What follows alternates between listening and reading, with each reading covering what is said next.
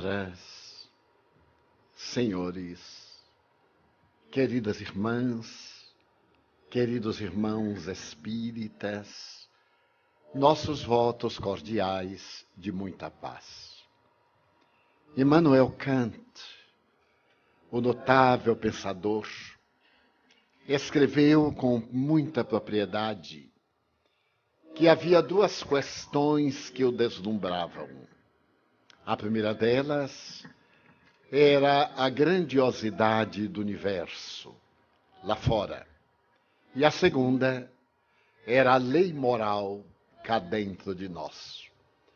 Este pensamento do extraordinário filósofo ainda nos deve constituir motivo de reflexão, especialmente em um momento de natureza histórica, quando mais uma vez a sociedade terrestre é sacudida por informações falsas de caráter catastrófico, assinalando que estamos próximos do fim do mundo. Eu tenho 85 anos de idade e neste período eu já vi o mundo acabar-se 13 vezes, o que equivale a dizer que todas as informações eram falseadas. Porque existe na criatura humana, do ponto de vista psicológico, uma culpa ancestral coletiva. Há uma necessidade interna de participarmos de um sofrimento coletivo, como sendo a punição divina pelos nossos equívocos. Iremos encontrar esse arquétipo sombra em nossa conduta na apresentação do dilúvio bíblico, quando a terra, dominada por torrentes de chuvas durante 40 dias e 40 noites, foi totalmente alagada, o que é impossível. Primeiro, porque jamais poderá acontecer uma calamidade desta natureza do ponto de vista astronômico. Ademais, 40 dias e 40 noites de chuvas torrenciais, de maneira nenhuma, poderia produzir o alagamento de todo o globo, que é constituído em 3/4 partes líquidas, que se apresentam como fatores constitutivos da sua realidade. Mais tarde vamos encontrar na Bíblia outro momento castrador e punitivo, quando se refere às cidades de Sodoma e Gomorra, que se caracterizaram pela depravação, e a divindade fez cair sobre a cidade a tragédia de natureza cósmica, permitindo apenas a um casal que dali se afastasse com a condição de não olhar para trás. E a Bíblia, que é muito machista, assevera que a mulher dele, por fragilidade, olhou para trás e foi transformada numa estátua de sal. Merece considerar que esses mitos fazem parte da nossa estrutura cultural, da nossa herança atávica, do próprio processo da evolução individual, social e geográfica. Então, periodicamente, graças a essa culpa coletiva em nosso inconsciente, temos uma necessidade de proclamar que o mundo se vai acabar, porque dessa maneira libertamo-nos dos nossos terríveis delitos. Mas mesmo que essa hipótese pudesse tornar-se realidade, o mundo jamais se acabaria nesse estado catastrófico de determinadas calamidades. Mais recentemente, utiliza-se aquele que tem a tendência das parcas da mitologia grega de sempre entecer a túnica da tragédia para a humanidade, de que esses dados teriam caráter científico e estariam fundamentados no calendário maia. Eu tive a ocasião de compulsar os 10 livros, especialmente norte-americanos, traduzidos ao português, a respeito do que seria essa tragédia, assinalada pelo dito calendário maia para o dia 21 de dezembro do ano 2012. Portanto, dentro de no máximo 40 dias, 30 e poucos dias. Essa referência parece sustentar-se no que se denominam as várias tragédias coletivas que têm ocorrido neste milênio. Por exemplo, recordamos-nos que no dia 26 de dezembro do ano 2004, às 8 horas e 15 minutos do horário de Brasília, a Terra foi sacudida por um tsunami que teve lugar no Oceano Índico, levantando com o choque das placas tectônicas uma onda de 30 metros que avançava na direção das praias com a velocidade de 800 quilômetros por hora, o que veio consumar, afetando 11 países, especialmente a Tailândia, a Índia, Sri Lanka, as Ilhas Fifi e etc., e ceifando em 10 minutos 235 mil vidas. Pode-se dizer que foi a maior tragédia do novo milênio, do novo século, a partir, portanto, dessa chegada do ano 2000. No entanto, o que não se relata é uma questão ainda mais trágica. Aqueles que morreram, talvez, fossem liberados de problemas muito mais graves do que os que sobreviveram. Mais de 1 milhão de pessoas perderam casas, identidade, documentos, familiares, objetivos, e entraram em profunda depressão e num estado de inquietação chocante, até hoje ainda não recuperadas. Mas esse tsunami logo foi absorvido pela nossa consciência coletiva, porque a criatura humana é um animal adaptável, e nós temos fatores psicológicos que nos levam a uma adaptação em qualquer situação formal, irreverente ou especial. E quando já nos acalmávamos, fomos sacudidos por um outro choque, o tsunami na Cordilheira dos Andes, que afetou gravemente o Chile, ceifando a vida de milhares de pessoas na área do Pacífico.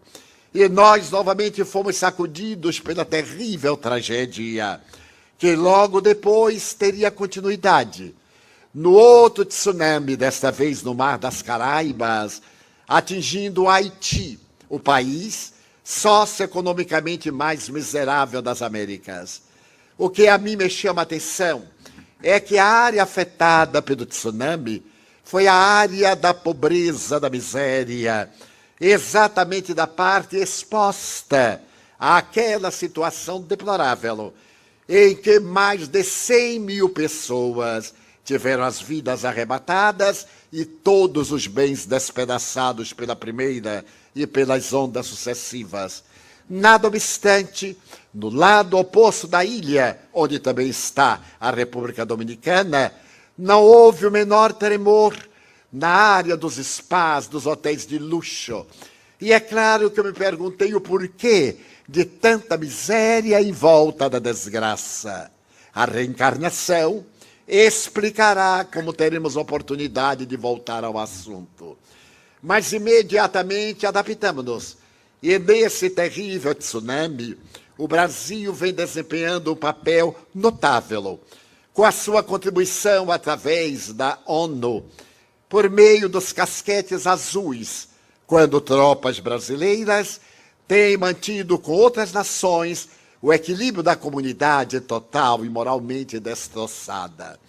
Já nos estávamos acostumando quando novamente a terra foi sacudida por um vulcão no Chile, que começou a eliminar um tipo de lava e pó que cobriu praticamente toda a Patagônia chilena e argentina, fazendo que o trânsito aéreo no Brasil, no Uruguai, na Argentina e no Chile fosse totalmente interrompido, principalmente no sul do nosso país.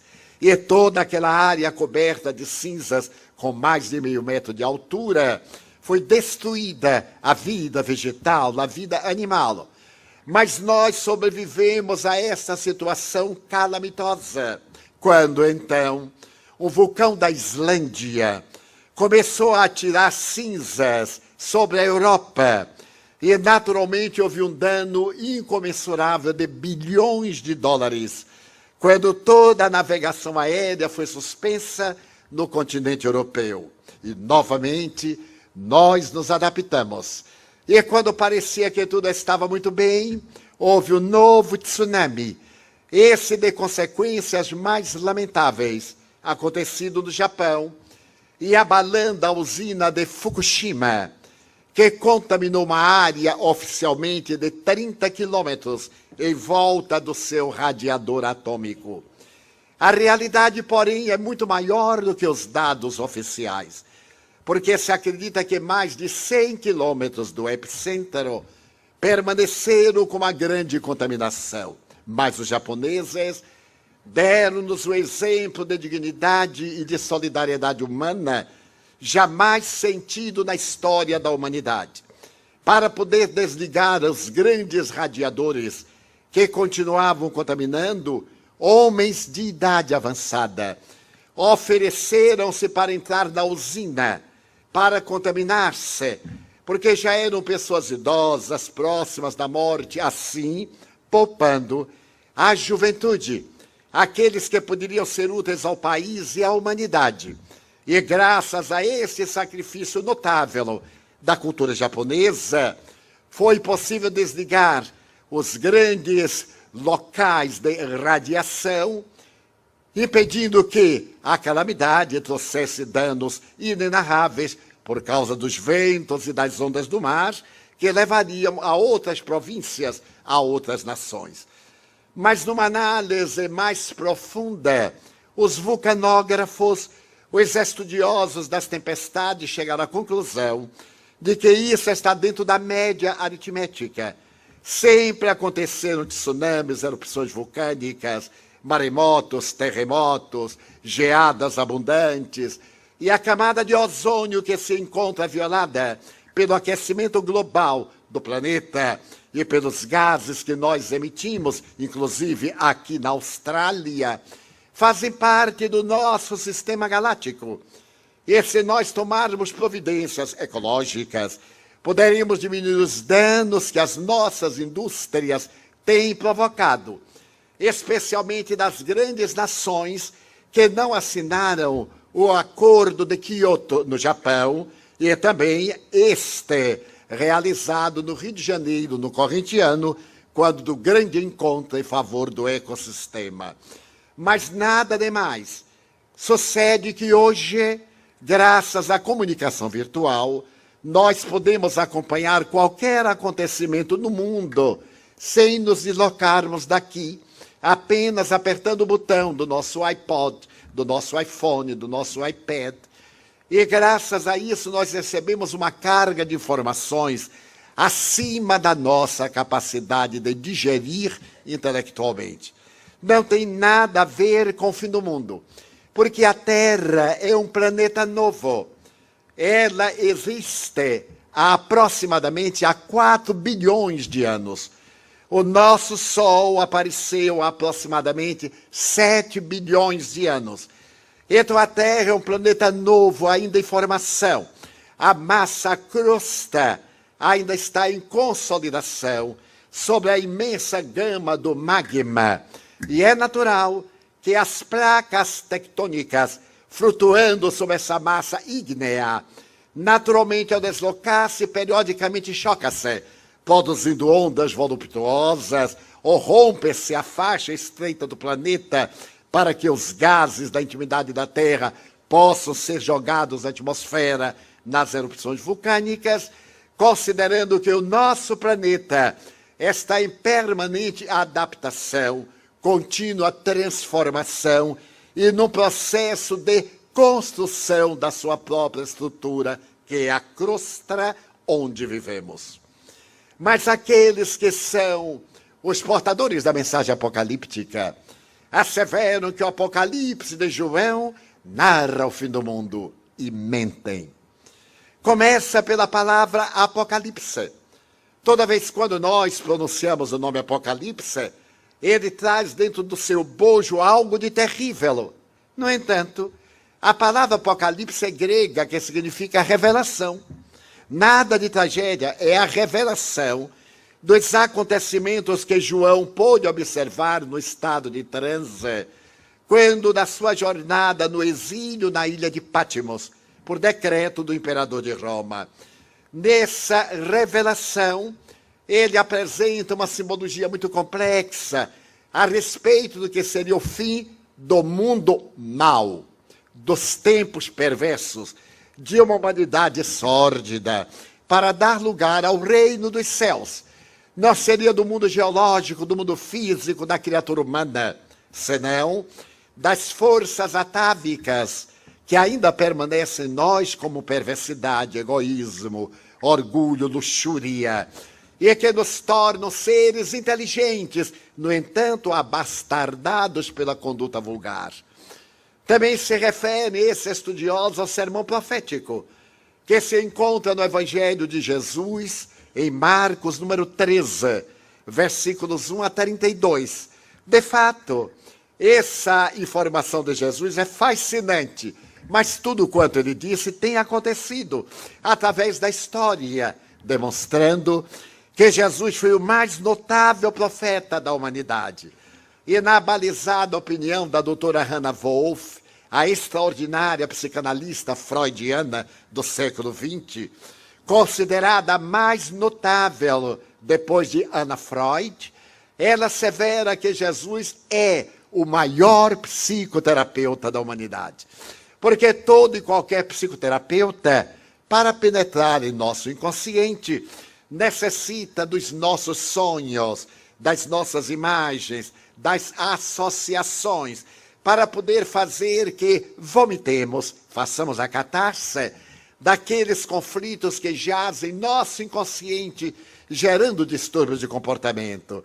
E essa notável mulher, que esteve longamente na Índia e mais tarde na Colômbia, em uma tarefa religiosa da sua visão protestante, irá dizer no livro monumental Jesus, Psicoterapeuta, que a sua técnica de penetrar na criatura humana era apenas a de olhar e devassar o insondável do ser e de encontrar os seus conflitos e resolvê-los.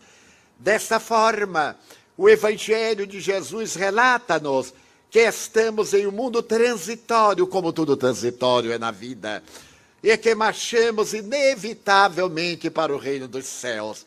Quem ainda não terá lido ou ouvido essa expressão, o reino de Deus está dentro de vós.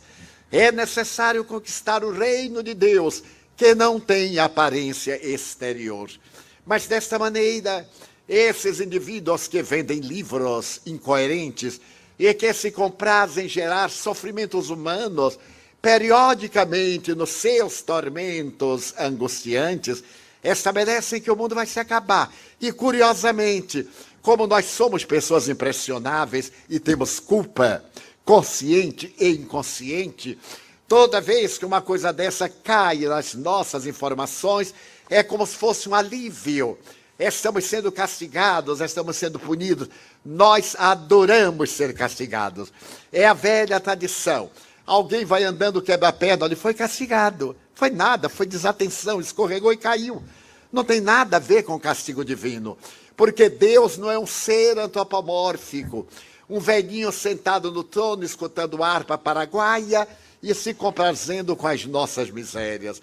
Esse é um conceito medieval. Allan Kardec perguntou aos espíritos, que é Deus? E é notável a pergunta, porque até o momento de Allan Kardec, a pergunta era sempre formulada de uma maneira equivocada. Sempre se perguntava quem é Deus. E o verbete quem significa o homem que. Se eu pergunto quem é você, eu me refiro a um ser humano. Mas se eu pergunto que é você, que coisa é você, é bastante diferente. E em francês, Allan Kardec pergunta qu'est-ce que Dieu? Que é Deus?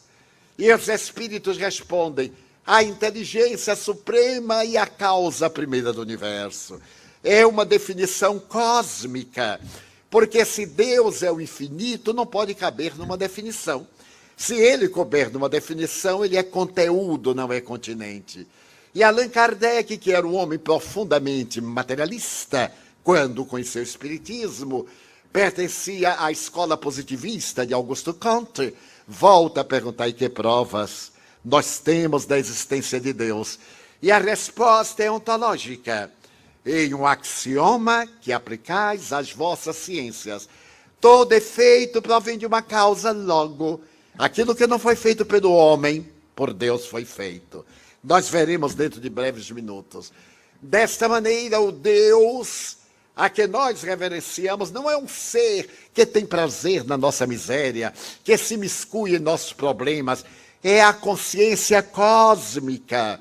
Aquilo a que falava o filósofo Immanuel Kant, a grandeza lá fora e a lei divina dentro de nós, porque em nossa consciência está a lei de Deus.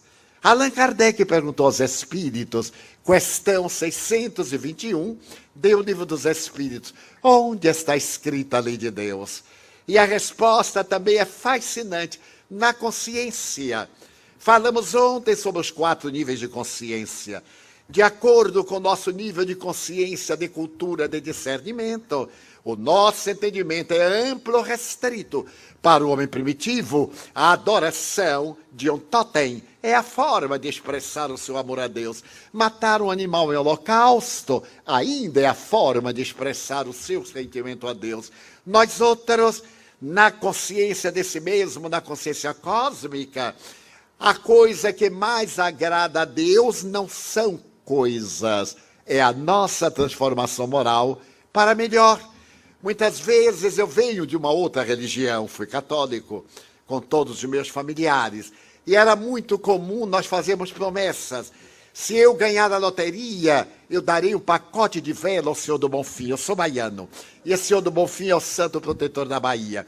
Mas é tão ridículo, Deus me dá $1 milhão, eu lhe dou um pacote de velas que custa 50 centavos. Então ele é mau negociante. Então nós temos este atavismo da promessa. Ah, meu Deus, se eu ficar bom, eu vou proceder bem. Como se isso fosse bom para Deus. Se eu vou proceder bem, é melhor para mim mesmo. Nada de prometer a Deus essas infantilidades, como da criança. Se proceder bem, vai ganhar uma fatia de bolo. Então nós negociamos infantilidades com Deus, porque o nosso conceito antropomórfico a respeito de Deus torna-nos perpétuas crianças psicológicas. A doutrina espírita dá-nos uma visão de Deus grandiosa em nossa consciência, em nossa responsabilidade. Então pouco importa que alguém me censure, importa o que eu sou. Pouco valem as opiniões alheias, mas vale aquilo que eu realmente estou. Então essa proposta vem desmistificar todas essas manifestações terríveis, essas profecias de mentira que perturbam. Nos Estados Unidos tem havido suicídios. Para não morrer no dia 22 de dezembro, estão se matando hoje. Parece peru de Natal, que morre de véspera. Então o bom é ficar para ver. Se chegar o dia, vai. Se não chegar, no outro dia está muito bem. Eu marquei uma palestra em Brasília no dia 23 de dezembro. Só para provar que não vou morrer. Se o mundo todo morrer, eu vou fazer uma palestra para cadáveres.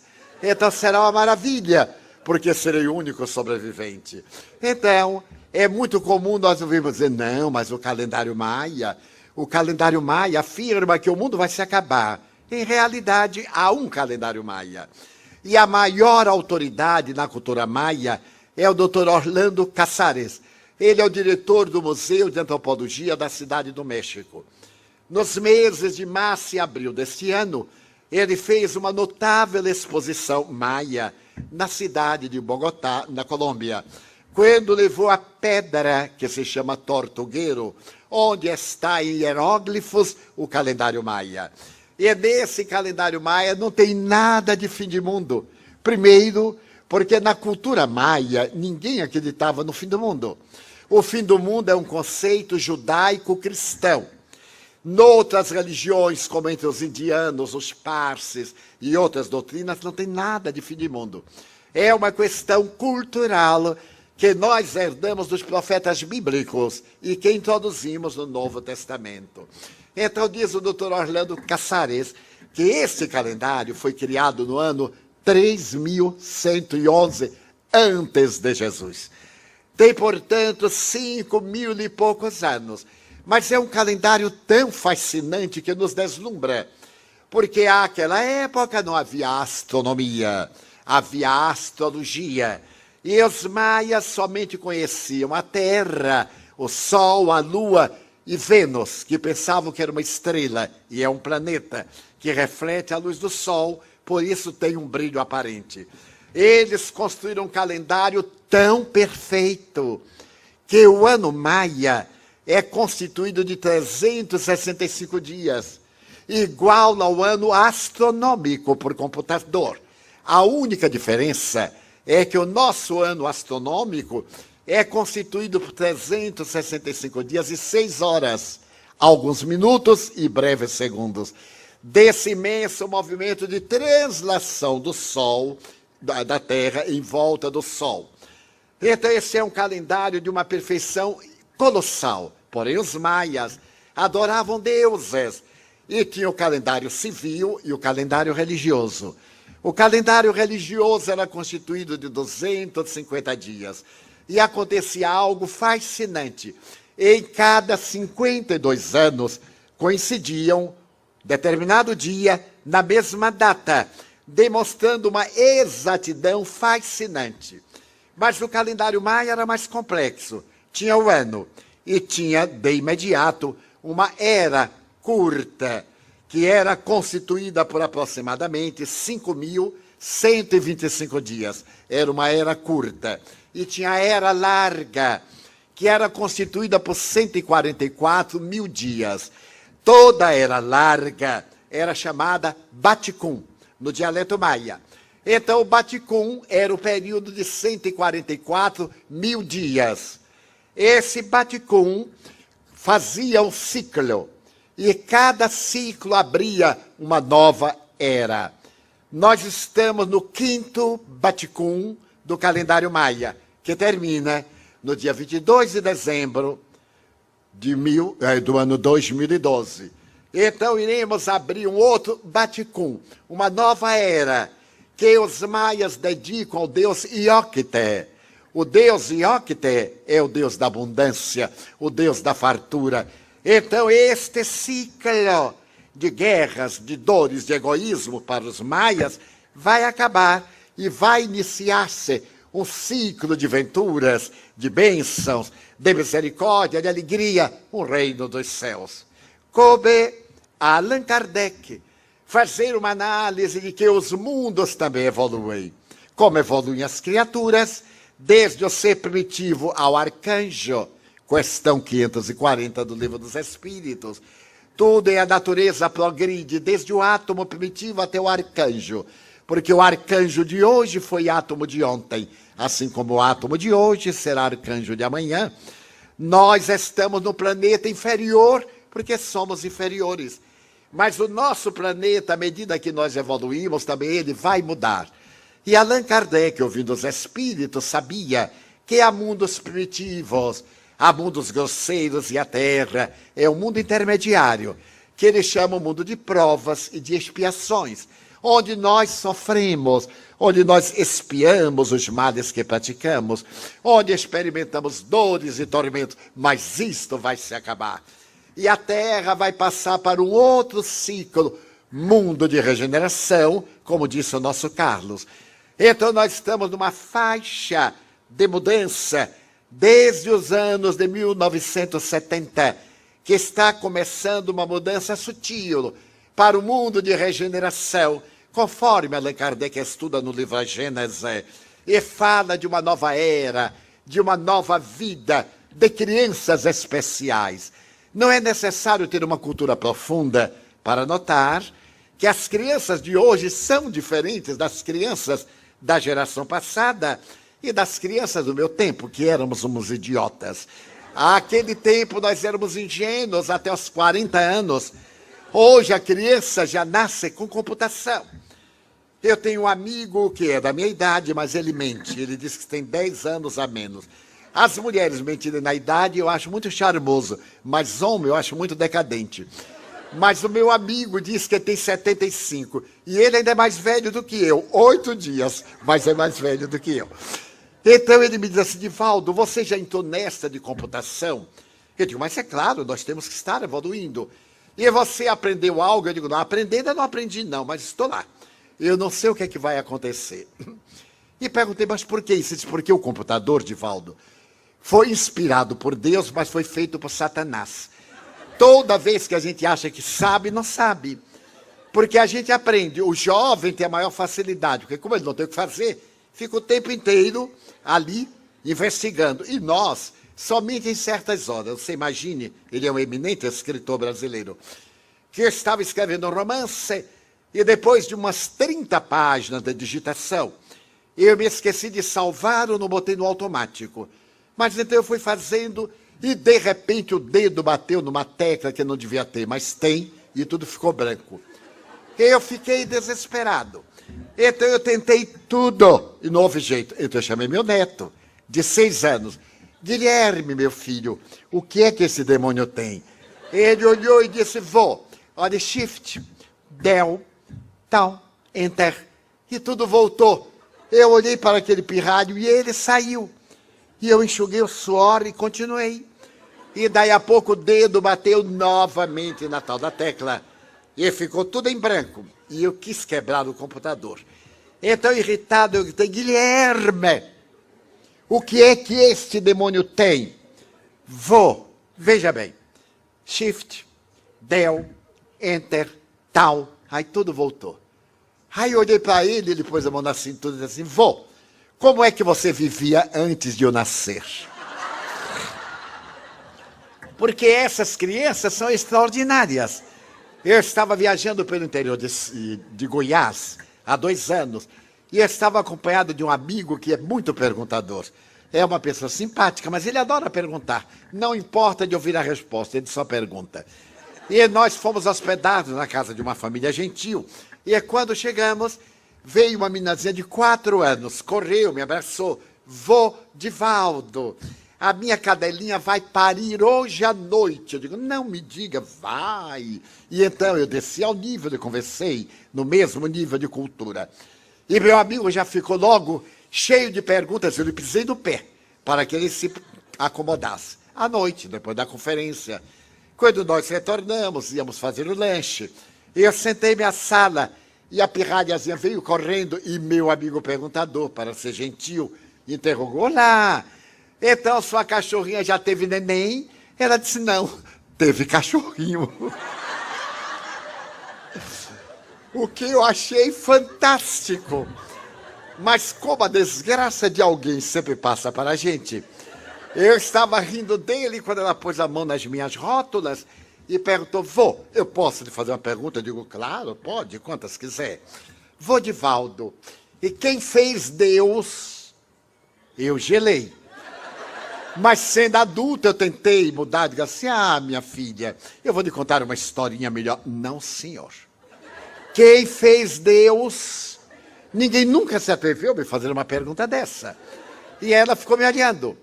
Então não tive alternativa, raciocinei rápido e lembrei-me que João Evangelista diz que Deus é amor. Eu disse, olha minha filha, quem fez Deus foi o amor. E quem fez o amor? Ele disse, foi Deus. É lógico, não é? E saiu. Eu não sei se é lógico, mas ela achou que era lógico. Então as crianças são diferentes. As crianças são hiperativas.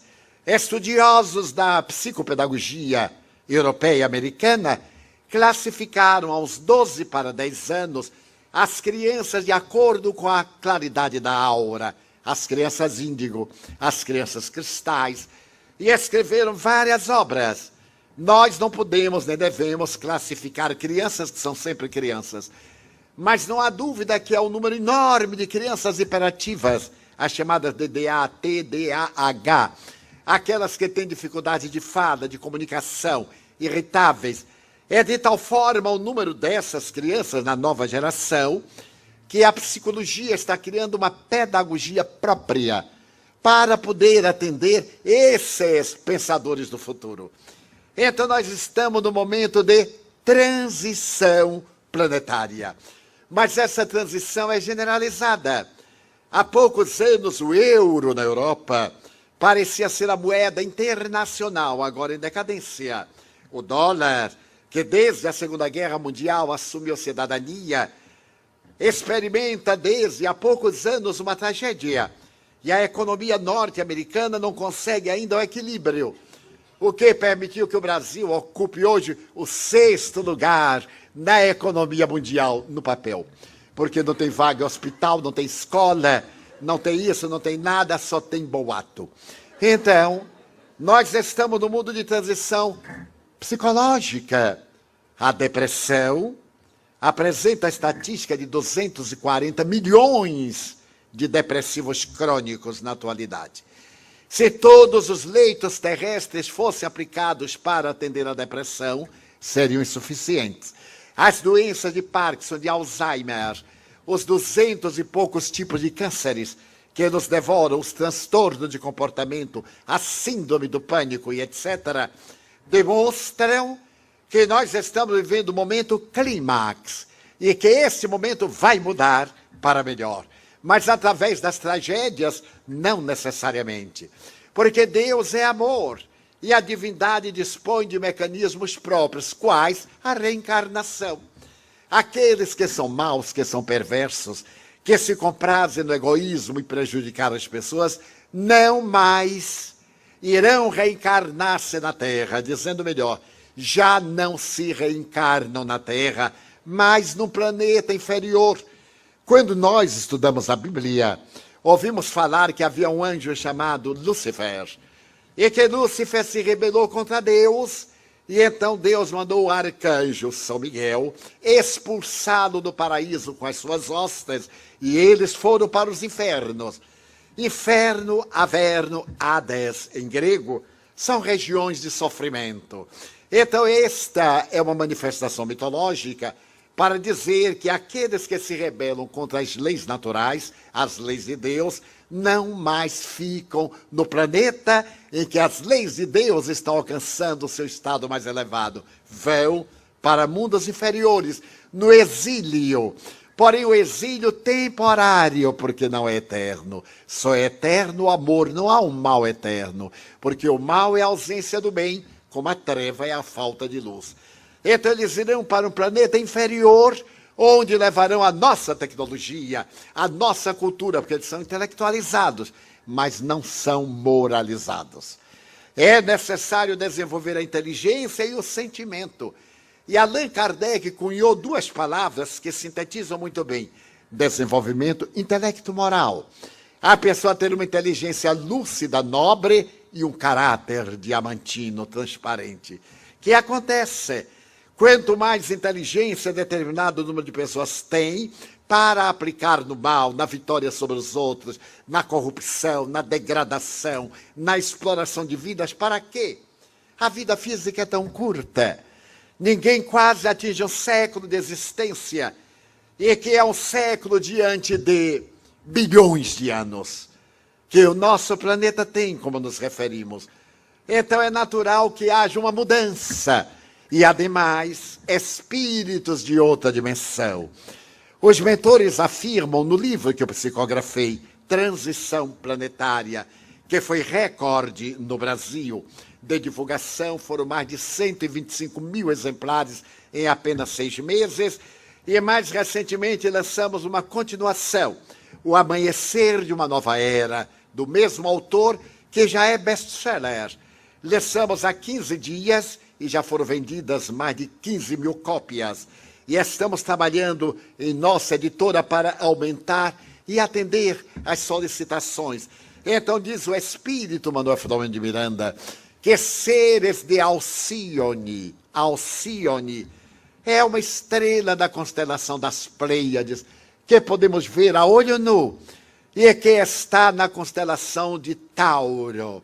Esses espíritos nobres estão reencarnando-se na Terra.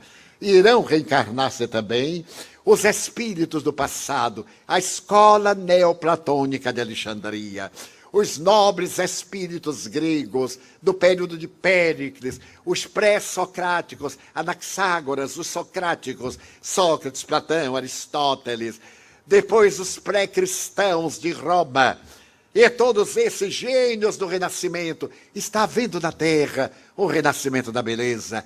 É certo que aí está o funk, para as pessoas atormentadas e dissolutas, mas também aí estão renascendo as grandes sinfonias de Beethoven, a música erudita de Brahms e de outros autores consagrados, a dúlcida melodia, suave e terna das nossas emoções, porque o mundo está mudando.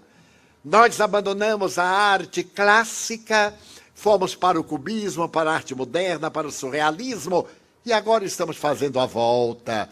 Há um tipo de arte que mistura o clássico com o real, porque o clássico não tem lugar, já que as nossas máquinas fotográficas copiam com absoluta perfeição.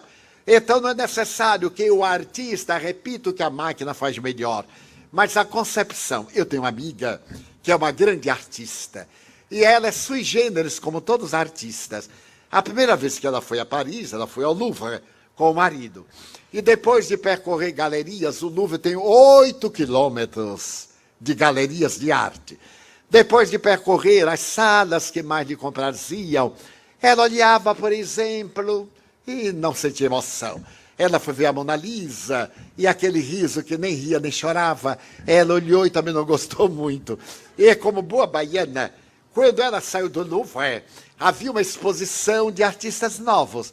E então ela parou diante de uma tela e disse, meu Deus, que coisa extraordinária. O marido, que não entende nada de arte, parou e disse, o que é que você está dizendo? A tela. Olha para essa tela. Ele olhou, estava em branco. Ela disse, mas meu Deus, que coisa. Ele disse, o que é que você está vendo? Ah, o que estou vendo é o que ainda vai colocar aí. A beleza, a verdadeira arte é essa que a gente imagina. Foi a coisa mais bela que eu vi no Louvre. Uma tela em branco. Então, quando ela me contou de Valdo, eu me comovi até as lágrimas. Eu disse, com a tela em branco? Ela disse, é. Para não mostrar que eu sou ignorante, eu disse assim, Mas não entendi nada. Porque os artistas têm esses devaneios, esses sonhos quiméricos. Estamos numa era, portanto, fascinante, em que nós iremos encontrar pessoas extraordinárias viajando muito. Eu as encontro e fico surpreso, principalmente quando vejo uma criança voltar-se para mim e enfrentar uma longa vida em termos absolutamente corretos, com um raciocínio fascinante. E alguns me dizem assim, mas eu me lembro que eu vivi antes. E se nós abrirmos o Google e olharmos crianças prodígio, vamos ver um menino japonês de 4 anos tocando piano, a mãozinha não dá para uma oitava. Ele senta ao piano e toca um clássico, e depois ele volta a ser uma criança. Esse jovem russo que disse que veio de outro planeta, que é a reencarnação, enfim, a Terra, está num momento extraordinário de mudanças. E o mundo vai se acabar? Vai. É claro, porque tudo que começa, termina. Mas não será hoje, porque o nosso planeta é sustentado pelo Sol, como os demais planetas do nosso sistema. E o Sol, para manter o nosso equilíbrio, converte massa em energia na quantidade de 420 milhões de toneladas por segundo. Então, há uma combustão que gasta 420 milhões de toneladas por segundo. E então o Sol vai morrer, porque vai acabar a massa. Ele não terá energia para a gravitação, para o eletromagnetismo, para a lei quântica forte, a lei quântica fraca. Então vai se transformar numa estrela anã. Mas quando isso se dará? Breve, dentro de 11 bilhões de anos. Eu realizei uma conferência numa cidade do sul do Brasil sobre dados astronômicos. Eu gosto muito e tenho uma boa memória para eles. Então eu fazia uma análise de certos dados fascinantes e fazia a comparação com a revelação do Espiritismo. E falei que o Sol ia se acabar e, claro, o sistema ia se consumir, porque se entrava em choque e se diluía. E quando eu terminei, veio uma senhora. Hoje é muito difícil calcular a idade da mulher, porque graças à cirurgia plástica, ao silicone, à massagem, a gente olha e nunca sabe. Ela chegou com o ar de 40, mas eu percebi que tinha 60, porque tinha assim umas marcas indeléveis. Não sei se os senhores sabem a técnica feminina que eu vou ensinar grátis. Depois dos 40 anos, a mulher não deve dar adeus assim, de maneira nenhuma, porque há uma sutil modificação estrutural. E essa foi uma amiga que me disse, a mulher que é mulher, ela dá adeus, porque aquela está perfeitamente rígida. Ninguém descobre a idade, mas essa, com os seus 60 e cara de 40, quando disse, Divaldo, eu vi os 60 anos. É verdade que o mundo vai se acabar? Eu disse, claro, é verdade. Mas quando será? Eu digo, não é agora. É dentro de 11 bilhões de anos. Ela pôs as mãos postas e disse, meu Deus, o que será de mim que ainda não me casei? Vai ter tempo de casar, divorciar, renascer alguns milhões de vezes. Então o mundo vai se acabar sim, porque é uma questão astronômica. Mas ele pode se acabar por outros fatores. Se por acaso um asteroide, esses vagabundos do espaço, caírem na Terra. Já houve uma ocasião em que caiu um asteroide tão grande que levantou uma poeira que cobriu o planeta por milhões de anos. Quando então extinguiram-se os dinossauros. Graças a esta providência divina, aquela espécime foi destruída. Nós temos hoje o crocodilo, que é uma herança do antigo dinossauro, uma lagartixa, que é ainda uma continuação, uma tartaruga. Mas aqueles monstros pré-históricos, esse terrível astro, ao levantar a poeira, tirou a oxigenação, apagou a luz do sol e a vida extinguiu-se. Mais tarde caiu um outro asteroide na Sibéria e causou uma depressão de milhares de quilômetros no solo siberiano. Mas hoje a nossa tecnologia está tão avançada que, se por acaso vieram desses astros na direção da Terra, os telescópios, o telescópio Hubble, que está fora do nosso planeta, é um satélite artificial, ele vai detectar e nós dispomos de armas nucleares que, colocando bombas atômicas nos mísseis, podemos disparar mísseis e destruí-los antes de chegarem à Terra. Mas será que o mundo vai se acabar? Sim, é claro, porque o Sol dá uma grande influência sobre nós. O Sol é um astro que vive em explosões atômicas, explosões nucleares, explosões de oxigênio e hidrogênio. E toda vez que o Sol explode, a Terra recebe o efeito.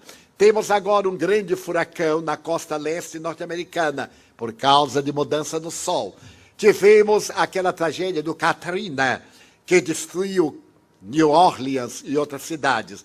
No dia 5 de outubro do ano 2005, e no dia 25 de outubro do mesmo ano, o Sol deu explosões do tamanho da Terra.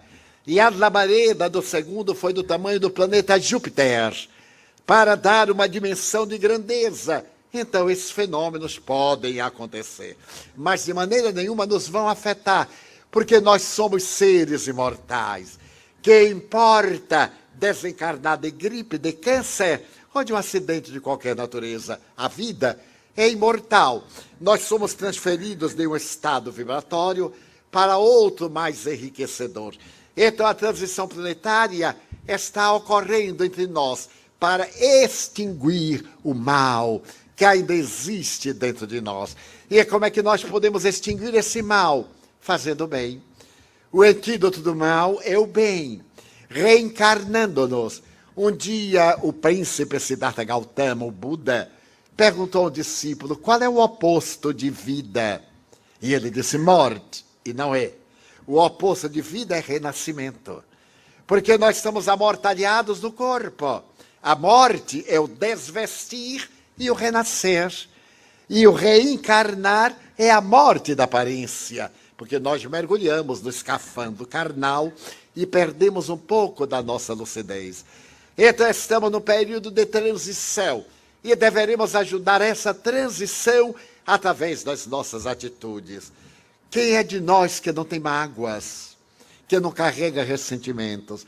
Como nós somos ingênuos. Alguém nos faz o mal e nós ficamos cultivando esse mal que vai nos dar distúrbios digestivos, que nos vai criar problemas emocionais. O amigo nos abandona, trai, o amante nos deixa, masculino ou feminino, e nós ficamos tão magoados que fazemos um câncer e nos destruímos. Então a mágoa, diz um provérbio indiano, a mágoa é uma brasa que colocamos na mão para jogar no inimigo. Mas enquanto nós carregamos a brasa, ela está queimando a nossa mão. Então não vale a pena guardar mágoa. O nosso dever é, quando alguém nos ofende, não dar importância. Porque a importância que nós damos é que dá valor. Se não dermos valor, isso não tem nenhum significado. Desta maneira, a proposta deste mundo de regeneração, dizem os espíritos, é buscarmos o nosso sentido existencial. Qual é o meu sentido existencial? Todos quase que aqui estamos, somos estrangeiros numa terra generosa. Alguns adquiriram cidadania, outros não. Uns estão em trânsito, outros estão estudando, outros estão construindo o seu futuro.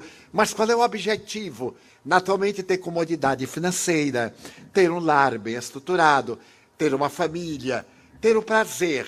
Mas tudo isso é sensorial, observem, que é para o corpo. Porque muitas vezes nós temos tudo isso e não temos paz.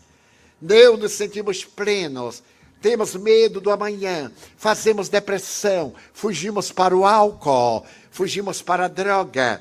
A primeira vez que eu fui à Dinamarca, aconteceu-me algo muito peculiar. Eu ainda não conhecia a cultura dinamarquesa. E estava na capital para proferir uma conferência. E os amigos levaram-nos ao almoço. O avião atrasou um pouco. E o almoço começou às 14 horas, a conferência era às 18 horas. Então estávamos no restaurante, quando chegou o garçom e pediu ao amigo, eu não entendo dinamarquês, que estava na hora de encerrar, porque às 15 horas aquela rua se fechava, porque ali era o local de drogas, em que os viciados enchiam a rua para aplicar-se substâncias ilícitas. Era uma autorização governamental. Eu então fiquei surpreso. E disse ao meu amigo, vamos encerrar o almoço, mas eu gostaria de ficar para poder fazer um estudo psicológico dos jovens. E fui observando a chegada daqueles rapazes, daquelas moças, daqueles anciãos, que ali tinham o direito de usar a droga naquela área. O mesmo que acontecia na Suíça. Havia um parque bem no coração da Suíça, em que era permitido a aplicação de drogas, como em Viena, no metrô e etc. E então eu ia observar.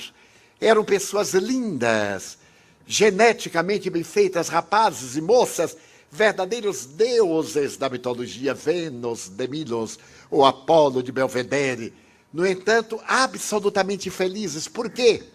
O corpo era belo, mas o espírito era primitivo.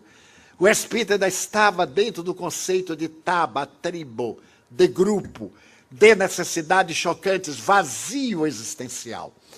Eram os conflitos da infância maltratada, dos pais descuidados, das necessidades éticas que não tiveram oportunidade de desenvolver. Então, o mais importante não é ter, é ser, encontrar um sentido para a vida. E todos nós devemos encontrar esse sentido para a vida. Seja ele qual for, seja jogador de futebol, procure ser o melhor jogador de futebol. Se é dançarino, procure ser um as ou a primadonna. Se você gosta de arte, procure dar a sua vida. Se você deseja ser um pai de família, ter uma família, cuide da família. Ela é a sua meta. Como disse o grande neurologista e psiquiatra Viktor Frankl. Viktor Frankl viveu em vários campos de concentração da Segunda Guerra Mundial. Ele era judeu e terminou por viver em Auschwitz. Nós visitamos Auschwitz há 2 anos, no mês de maio. E eu estive bem na cela em que ele esteve. Este homem sobreviveu ao martírio do campo de concentração. Viu seus pais serem assassinados, sua mulher, todos os familiares. E ele sobreviveu porque disse, eu tenho que sobreviver. Eu tenho a meta, denunciar os crimes nazistas. Então eu vou sobreviver. E sobreviveu. É muito comum nós dizer, eu não aguento, ainda mais nós latino-americanos e brasileiros, adoramos ser infelizes. Já notaram como nós gostamos de ser infelizes? Como vai? Mais ou menos. Não tem nada de mais ou menos. Estou bem, estou vivo. Pode haver nada melhor do que estar vivo. Pior é quando está morto, congelado, aí não tem mais jeito. Então nós adoramos essa infelicidade. Eu fui funcionário público, Deus me deu esta alta honra. Eu fui funcionário público. E ser funcionário público no Brasil é uma prova. E Deus achou pouco, eu me tornei chefe de seção. Então eu tive a expiação. E eu tinha uma colega que adorava ser infeliz. E eu sempre fui muito otimista. Atendi o balcão, porque eu gosto de conversar. Aliás, eu não sou de conversar muito, tá se vendo. E eu estava ali atendendo. E um dia ela chegou para mim e perguntou assim: Divaldo, como é que eu estou? Estava acabada. Eu olhei para ela, pálida, o cabelo partido no meio, descida. Eu digo: minha filha, você mora na cidade de Salvador, na praia, tome sol. Não. Vá a um teatro. Não. Eu disse: mas coitada. Ela: obrigado. Aí saiu infeliz. Ela adorava ser infeliz. Todo dia tinha esse negócio. Divaldo, como eu estou? Eu então fui mudando de técnica. Eu digo: você até que é bonita, agora precisa de um pouco de trato, né? A beleza precisa sair da concha. A pérola sai de dentro da concha da ostra. A pérola é uma anormalidade. Eu digo: entra um grão de areia, então a ostra reveste aquele grão de areia, etc. Expliquei a técnica. Você precisa de pentear o cabelo. Faça papelotes. Muita gente aqui não sabe o que é, eu vou explicar. Antigamente não havia esses aparelhos. E a mulher tinha o cabelo liso. Então ele rolava um pedacinho de papel, prendia com um grampo. E como não havia laque, colocava cerveja fermentada. Imagine o que os maridos sofriam. Aquela criatura com aquela cabeça de papelote, cerveja, o homem dormia até não ter como. Eu digo: faça os papelotes, porque no sábado eu tirava o papel, o cabelo ficava cacheado, né? Agora temos escova progressiva, isso e aquilo, uma maravilha. E ela dizia assim: não, foram meses, eu não conseguia tirá-la da sua infelicidade. Certo dia ela chegou e eu não estava bem, porque de vez em quando também eu me permito um pouco de não estar bem. E ela perguntou: Divaldo, como é que eu estou? Eu disse: péssima. Com esta cara de quarta-feira de cinzas, qual é o homem que vai olhar? Dá uma melhorada, coloca um ruja. Era um pouco de papel crepom vermelho, fazia 2 rodas. Põe um batom, dá uma melhorada. Ela disse: nossa, você está pior do que eu. Ficou boa. Nunca mais me perguntou. Toda vez quando ela chegava, dizia assim: estou ótima. Eu digo assim: bem se vê. E arranjou até namorado, vê? Eu tenho receita para quem não está conseguindo nada. Pode falar comigo que eu sou um pouco Santo Antônio. Eu me precavi para poder ver os outros sofrerem. Então, eu não me casei, mas eu ajudo os outros a casar-se. Mas é um pieguismo. A vida nos diz: seja alegre, jovial. Não queira que ninguém tenha compaixão de você. Desperte amor, não piedade. Porque quando nós despertamos piedade, uma pessoa joga sobre nós uma onda negativa, uma onda depressiva. Coitado. Já notaram que palavra horrível é esta em português? Ele é um coitado. E minha mãe dizia: coitado é quem tem ferida nas costas, porque não pode se deitar. É um coitado. Nós não somos coitados, nós somos agentes do progresso. E por isso veio uma ciência como o Espiritismo para nos dar a psicologia da alegria, a psicologia do bem viver. Certo dia, eu psicografei uma página de um espírito jovem. E o jovem diz o seguinte: Divaldo, se alguém algum dia fala mal de ti, agradece a Deus. Porque ele poderia te esbofetear. Mas se alguém te esbofetear, agradece a Deus.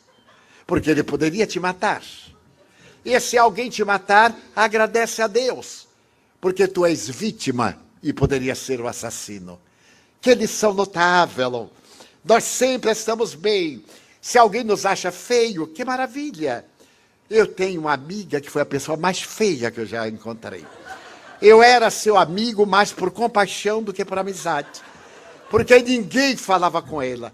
Ela não era feia, era horrível, coitada. E eu era seu amigo. Nós conversávamos, mas eu não olhava muito para o rosto dela. Conversava olhando para um lado para o outro. E um dia chegou à nossa cidade do interior da Bahia um homem lindo, um verdadeiro artista de cinema daqueles tempos, um Tyrone Powell, um Errol Flynn, hoje seria um Brad Pitt, etc. E todas as moças enlouqueceram. E ele foi namorar com a horrorosa, o que causou um escândalo na cidade. Sabe que cidade do interior ninguém se preocupa com a vida alheia. E então todo mundo sabia de tudo. E por uma coincidência, tornamos-nos amigos. E um dia eu não aguentei, porque homem não é curioso. Curioso é mulher. A mulher sabe tudo e conta para o homem, então não precisa de ser curioso, ele sabe que vai ser informado. Mas ele se tornou meu amigo, e um dia eu digo assim, nossa, você gosta realmente de fulana? Mas não disse por quê. Ele disse, adoro, Divaldo. Eu digo, interessante, né? Porque as moças mais bonitas andam de olho em você. Ele disse, pois é. Eu escolhi a mais feia, eu sei o que você quer perguntar. A mais feia. Eu digo, não. Nada melhor do que um pouco de hipocrisia. Ele digo, não. Até que não. Qual? De jeito nenhum. Não, eu sei que ela é feia. Eu sei que ela é horrorosa. Mas ela é um ser fascinante. Então eu descobri que eu gostava dela por causa da voz. Ela era portadora de uma voz encantadora. Porque todos nós temos dons que não sabemos utilizar. E ela sabia. Ela sabia que era feia, mas sabia conquistar.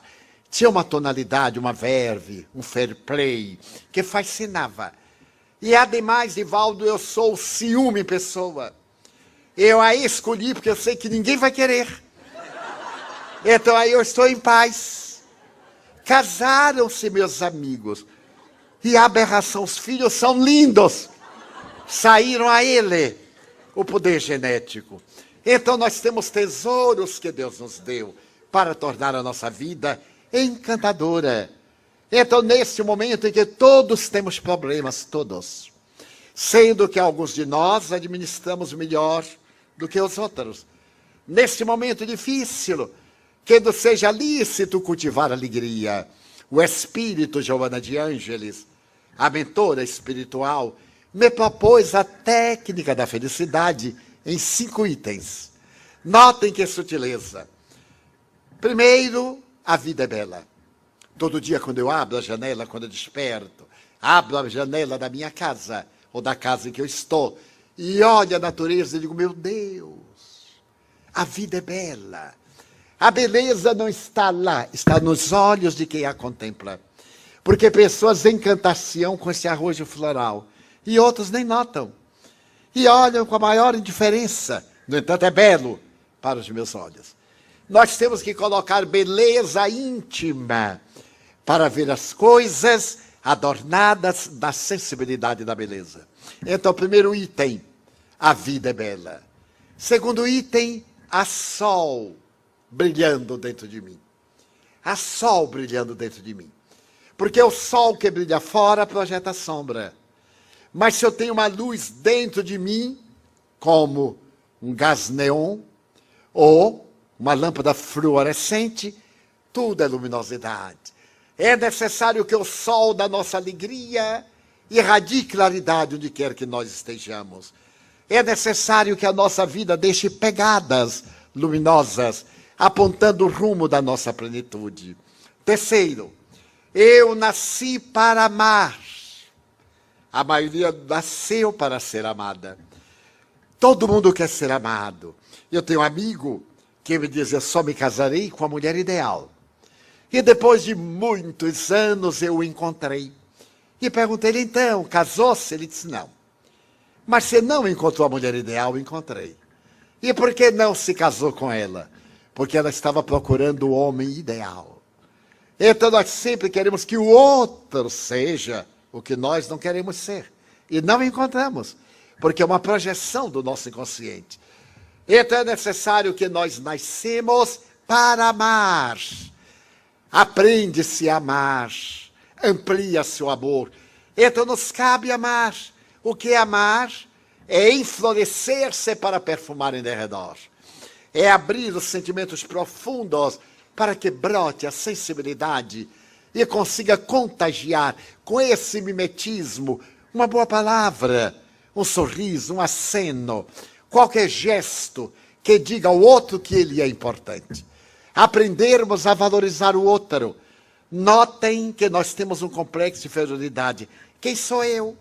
E mesmo entre os espíritas eu noto isso. Eu consigo ver o espírito. Afinal, eu sou um pobre coitado. Eu não sou um pobre coitado. Certo dia um amigo disse, nossa, Divaldo, você é tão presunçoso. Eu digo, com toda razão. Eu sou filho de Deus. Se eu sou ordinário é porque o pai não é grande coisa. Agora, se o pai é grande coisa, eu sou herdeiro.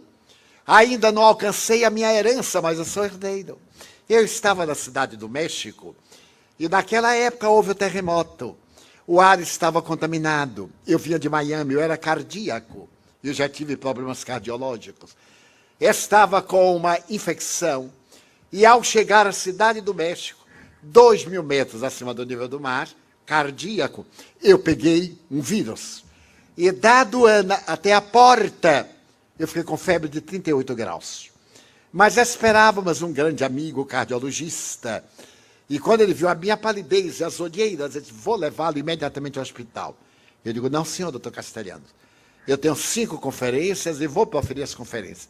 Mas você não tem condições? Eu digo, veremos. Se eu não tiver, veremos. Leve-me ao hotel, eu preciso de repousar. Então, quando eu cheguei ao hotel, Joana de Anjos, meu guia, disse, meu filho, nós vamos escrever aqui um livro. Eu digo, nossa, ela quer me matar. Eu nem aguento respirar, como é que eu vou escrever um livro? Vou ficar 5 dias, 5 vezes. Minha irmã, mas eu não posso, eu estou muito mal. Eu sei que está muito mal. Mas você mande buscar tal produto na farmácia, tome uma sopa quente, transpire, profira a conferência e na volta eu venho escrever. Eu digo, era só que me faltava morrer no México. É muita falta de gosto. Muito bem. Fui à conferência, realizei a conferência no imenso salão, voltei e quando eu ia me deitando, ela, vamos trabalhar. Não tive jeito, levantei e comecei a psicografar, até às 5 da manhã. Então, naqueles 5 dias, eu psicografei um pequeno livro. Ela não me deixa ler, eu só leio depois do prefácio. E no último dia que eu viajava ao Brasil, às 5 da manhã, ela deu o prefácio e deu ao livro o nome O Filho de Deus. Eu ali vi, Son of God. Então, eu recebi o prefácio e fui ler, mas eu fiquei deslumbrado. Porque o primeiro capítulo diz mais ou menos assim, tu és filho de Deus. Tu és herdeiro do universo. Ai, eu achei aquilo tão maravilhoso. Abri a janela do hotel no 40º piso. Olhei a cidade do México, que é num pântano imenso dos maias antigos. Os edifícios rasgando a neblina, o céu estrelado. Eu então fui lendo encostado à janela, ainda febril, e eu digo assim, meu Deus. E ela aqui ao lado, eu disse, minha irmã, então tudo isto é meu? É, meu filho. Toda a cidade do México é meu filho. As estrelas é meu filho. Minha irmã, e quando é que eu vou herdar isto? Ela disse, quando Deus morrer. Eu estou esperando, né? Na hora que ele morrer. Então eu sou filho de Deus. Esta misericórdia está dentro de mim, comove-me, deslumbra-me. A sinfonia das galáxias canta no âmago do meu coração. Então é uma alegria imensa, eu nasci para amar. Se a pessoa não me ama, o problema é da pessoa. Mas o meu problema é amar. 4º item, o mal que me fazem não me faz mal. O mal que me faz mal é o mal que eu faço, porque me torna um homem mau. É um lindo jogo de palavras. Se alguém aí deseja que eu morra, perdeu seu tempo, porque eu vou até o 100, está tudo firmado, garantido. Então o mal que me fazem não me faz mal nenhum. Eu venho de uma cidade onde o feitiço, graça, e muita gente acredita, eu digo, façam para mim. Eu dou um lenço, porque diz quando dá um lenço que pega. Eu dou um lenço, pode fazer. Pode mandar uma galinha de feitiço que eu como assada, com o maior prazer, eu e os orixás, sem o menor problema, porque há uma lei de causa. Ninguém pode mudar o meu destino, sou eu quem muda através das minhas ações. Então isso é uma certeza inabalável. Só me acontece o que é de melhor para o meu progresso. Então o mal que me fazem não me faz mal. O mal que me faz mal é o mal que eu faço. Porque eu me torno um indivíduo mau. Então, quando eu faço mal a alguém, ruim para mim. Mas quando alguém me faz o mal, ruim para ele. Eu continuo mesmo. Então, isso nos dá uma imensa felicidade. Nós trabalhamos e um colega quer tomar o nosso lugar, faz fofoca. Problema dele que é um infeliz. Ah, mas ele não gosta de mim. Ótimo, toda vez que me ver, ele vai ter dor de cabeça. E eu continuo numa boa. Então, quinto item. Eu nasci para servir. Não pode haver nada melhor do que nós nascermos para servir. Essa é gentileza, o culto da gentileza. A gentileza produz gentileza. O mal gera o mal. O pântano mata. O jardim abençoa. Então sejamos jardins deste mundo de transição. Se nós encontramos pessoas perversas, ingratas, perturbadas, não nos deixemos influenciar. Demos a nossa mensagem gentileza. Digamos uma boa palavra. Procuremos sorrir um pouco mais. Procuremos demonstrar que a nossa vida tem um sentido ético, estético, estésico. Vale a pena viver. Não é viver assim, eu nem sei para que estou aqui. Já era tempo de saber. Quando é que vai saber depois de morto? Aí já passou a oportunidade. Então pergunte-se, e o Espiritismo lhe dirá a resposta. Jesus compadeceu-se da humanidade e ele veio com o nome de Espírito de verdade.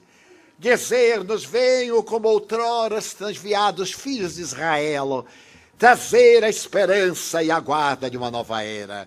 Então, bem-aventurados estes, que estamos nestes dias de transição para uma nova era.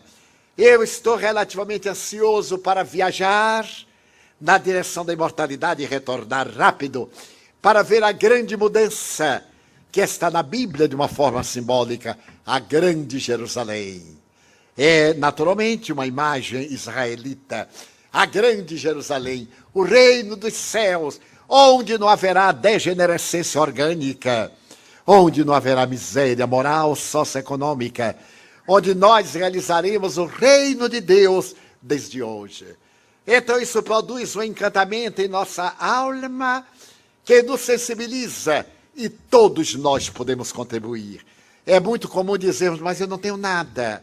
Pois eu direi, Senhor, eu gostaria de ser uma via láctea de estrelas, para que as noites da terra fossem mais belas.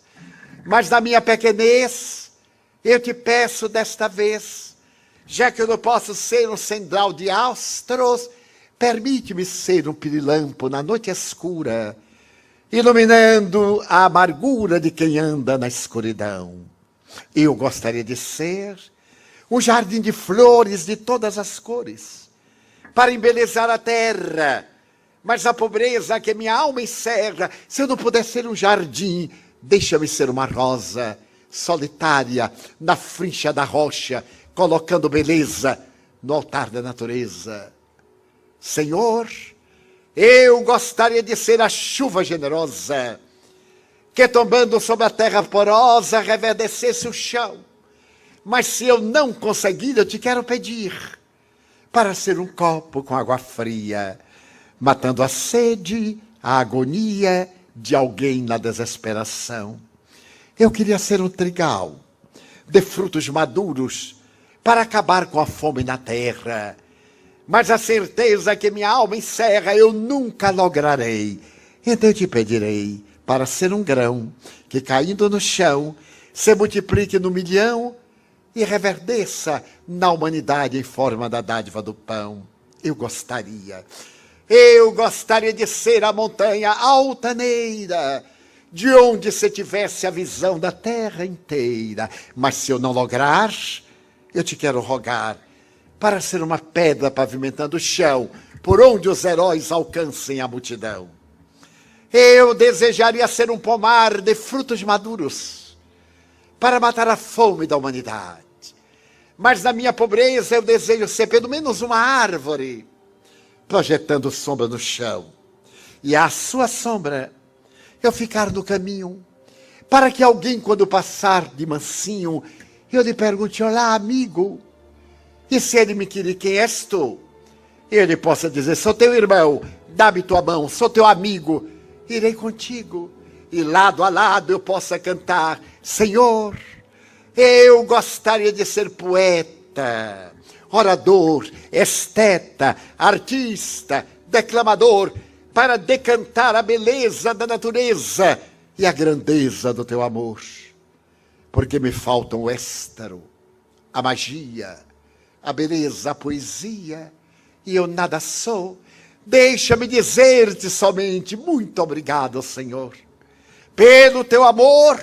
Obrigado, Senhor, pela sua atenção. Muito obrigado, senhores.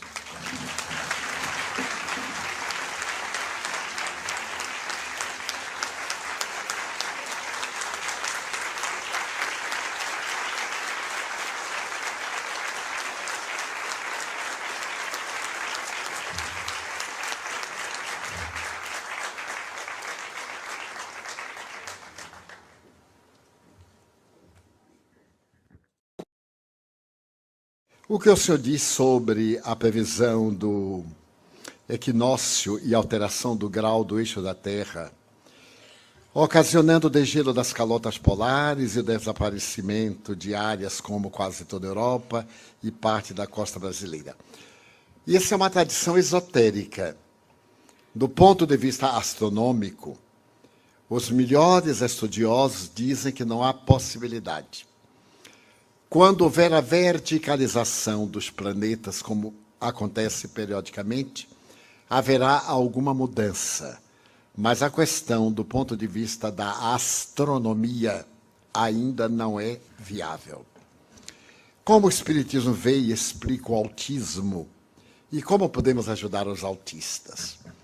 O Espiritismo elucida que o autismo, genericamente, como os transtornos esquizofrênicos, as degenerescências nervosas, as anomalias fisiológicas, a anencefalia, a ausência de cérebro, a hidropsia e outros tantos processos dessa natureza são frutos da reencarnação. Em alguns desses casos, a pessoa vem com as marcas do suicídio que praticou na existência passada. Imaginemos que eu aplico um tiro na minha cabeça. Eu destruo o corpo e perturbo o perispírito, o corpo astral.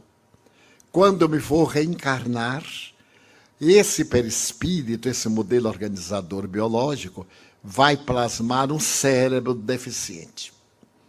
Se eu dou um tiro no coração, eu me reencarno com uma problemática cardiológica. Se eu aspiro um tóxico, eu então reencarno com problema digestivo ou pulmonar. De acordo com o tipo do meu suicídio, eu gero uma problemática muito grave. E os pais? Foram pessoas indiretamente envolvidas naquele drama. Imaginemos. Eu sou uma pessoa de pele branca e quero casar-me com alguém de pele negra, marrom, amarela. E os pais impedem, como era comum no passado. Não tendo resistências morais, eu opto pelo suicídio. A decisão é minha, mas os fatores que contribuíram foram dos meus pais. Eu reencarno na mesma família para juntos resgatarmos, eles a intolerância e eu a imprevidência. No caso do autismo, falando em tese, normalmente o autista de hoje é um suicida de ontem. Ele reencarna com limitações. Quer fazer? Amar. Porque ele tem limite, mas ele tem um cérebro perfeito e tem um tipo de raciocínio lógico. A cinematografia internacional tem apresentado películas de grandes autistas que são verdadeiros gênios. E os americanos têm narrado vidas de pessoas absolutamente destituídas de parte do cérebro e que são grandes gênios. Eles até denominam como gênios deformados. Então, aqueles que convivem com autistas, tratá-los naturalmente, com muito carinho. Se eles estiverem na fase agressiva, porque às vezes é um autista agressivo, é necessário a medicação para acalmar o sistema nervoso. Mas se não for um tipo agressivo, for um tipo introspectivo, trabalhar para que ele saia daquele mutismo, daquele silêncio. E isso nós conseguimos com resultados expressivos. Como podemos ajudar aqueles que desencarnaram por opção própria e não se querem, não se dão conta do que aconteceu com eles? São suicidas. Poderemos ajudá-los orando por eles. Porque o suicídio é um dos crimes mais cruéis que nós cometemos. Primeiro, é um ato covarde. Depois, é um ato de ingratidão. A pessoa tem um namorado, uma namorada que larga e se mata. E aqueles que o amam? Então a pessoa é sumamente egoísta. Porque com seu ato vai ferir os que ficaram. É um ato de terrível rebeldia e de ingratidão. Então, se eu tenho uma decepção, eu tenho que lutar para vencer a decepção. E não destruir o corpo, porque a decepção continua. E eu vou magoar todos aqueles que me amam, que confiam em mim. Então, o suicida sofre muito. Primeiro, despertam, não morreram, não se viram livres do problema. E adicionam a forma como se suicidaram aos dramas morais que carregavam. Vamos supor que eu me atire sobre as rodas de um trem. Há o esmagamento, a morte física. E durante anos, aqueles anos que eu deveria viver normalmente, eu irei experimentar a tragédia do trem esmigalhando o meu corpo. Porque as sensações permanecem no espírito. O corpo imprime no espírito as suas necessidades. O espírito imprime no corpo as suas necessidades. É, portanto, como uma cãibra. Colocamos numa postura, quando tiramos, a circulação é deficiente, por causa do hábito. Então, nós podemos ajudar os suicidas orando, tendo sentimento de compaixão, falando-lhes mentalmente sobre o arrependimento, sobre a misericórdia de Deus, as futuras possibilidades. Mas ele é que tem que se ajudar. Com o arrependimento e o pedido de perdão, nos é retirada a pena ou continuamos com o efeito da lei de causa e reação? No livro de Allan Kardec, O Céu e o Inferno, capítulo número 7, há uma página extraordinária que se chama Código Penal da Vida Futura. São 34 itens que dariam para um verdadeiro tratado de jurisprudência ou de direito internacional. E Allan Kardec considera exatamente essa questão. Ele diz, por exemplo, todos nós erramos. Quando nos damos conta, nós nos arrependemos. Passamos pelo primeiro estágio. Ao nos arrependermos, nós sofremos expiação. Mas isso não basta. Depois que nós nos arrependemos, então o que fazemos? Pedimos desculpas. Mas isso não basta. É necessário anular o mal que nós fizemos, através do bem que possamos fazer. Então, eu ofendi alguém e peço-lhe desculpas. É um ato generoso.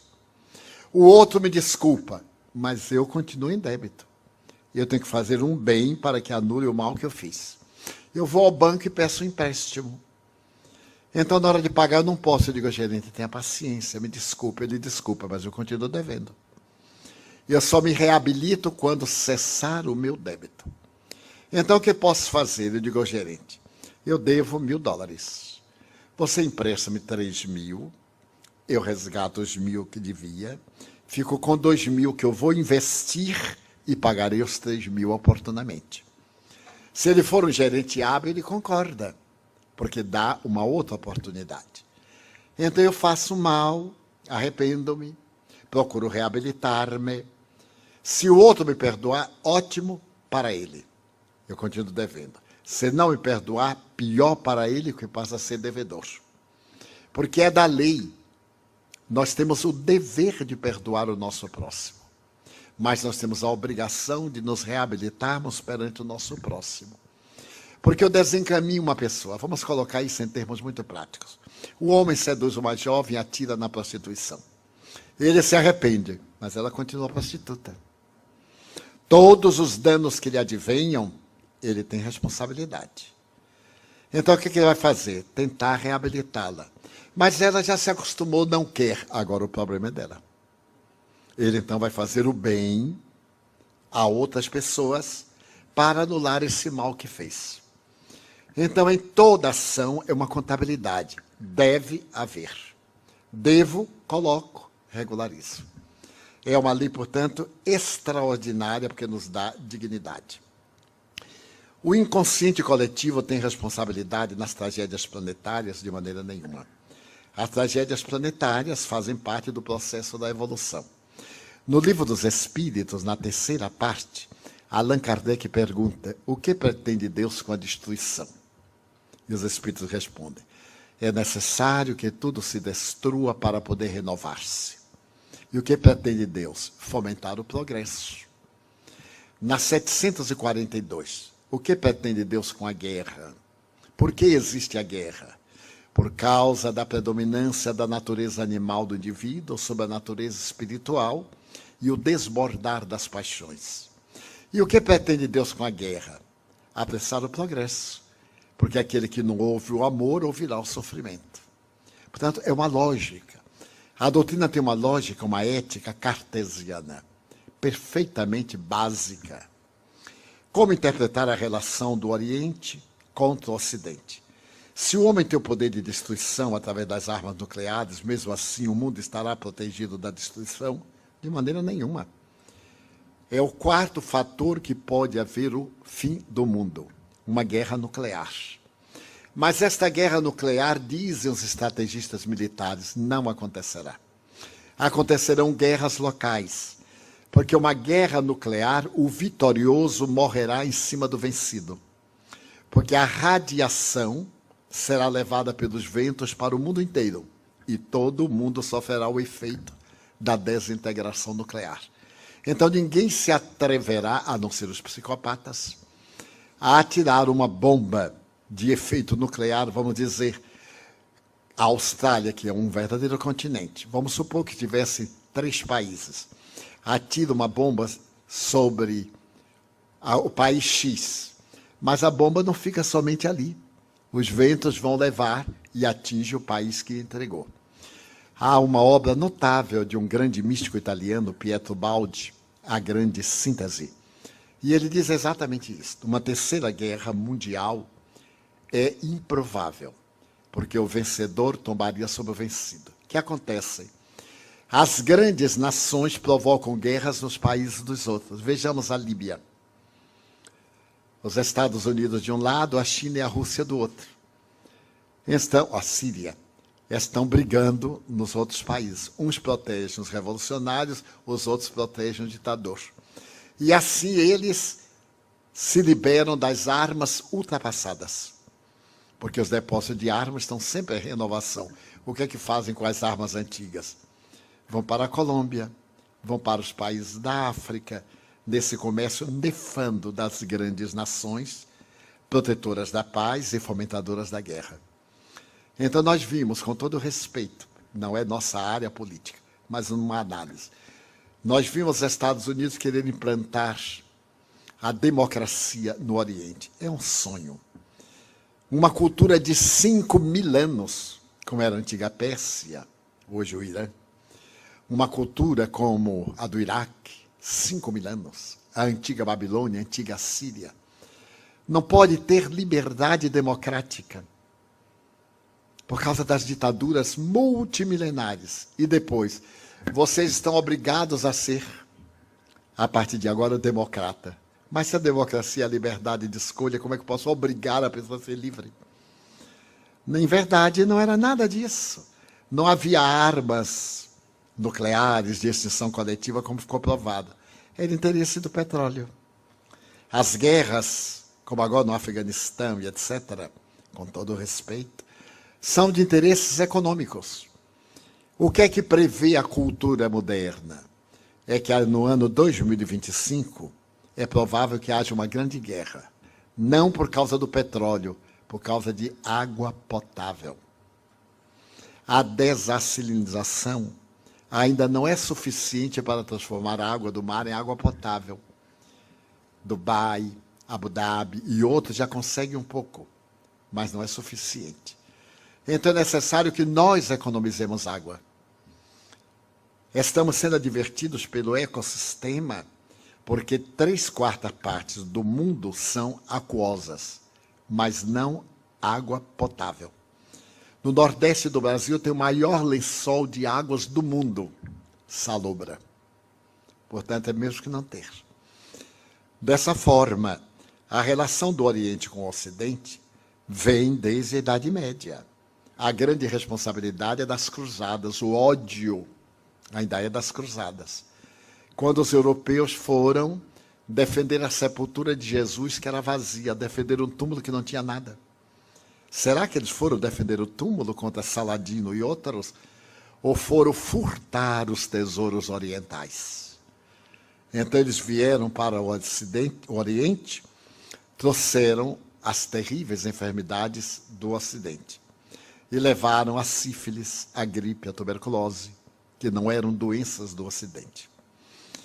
O tracoma, que é uma doença típica do deserto, nós pegamos durante as cruzadas. O próprio Francisco de Assis, quando ele veio, ele pegou o tracoma, graças à ardência do sol no Egito.